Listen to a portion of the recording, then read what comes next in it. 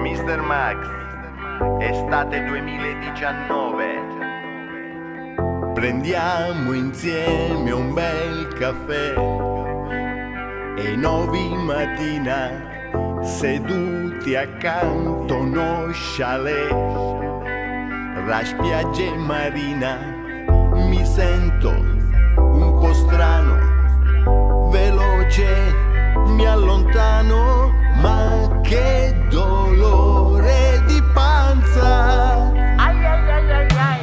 Caco sulla playa, sotto quella palma, mentre lei mi cerca e perde la calma. Sì, lo so che inquino, concimo un po' l'ambiente, ma quando ti arriva non puoi farci niente di niente. Lento e contento per un momento, lento e felice, torno e mi dice: Sei proprio un maleducato, ma dove sei sparito? Cercate in ogni via, chiamai a polizia. mi sono allontanato solo per un momento, dopo il caffè macchiato ho avuto scioglimento. Pinnia è stata la sangria, bevuta il pomeriggio a casa di Tazia.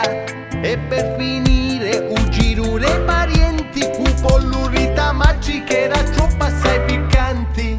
E mentre canto questa mia canzone mi viene il dolorito e ritorno in posizione. Caco sulla playa, sotto quella palma, mentre lei mi aspetta e perde la calma. Sì, lo so che inquino, concimo un po' l'ambiente, ma quando ti arriva non puoi farci niente di niente. Lento e contento per un momento, torno in attesa, c'è una sorpresa. E l'ispettore di polizia ci rugna a mano e si schifia, poi mi chiede il documento, gli risponde in un momento. Il documento, devo dire, l'ho usato per pulire e con l'ansia ho di nuovo mal di panza. Caco sulla playa, sotto quella palma, mentre lei mi aspetta e adesso pure l'arma. Sì, lo so che inquino, concimo un po' l'ambiente, ma quando ti arriva non puoi farci niente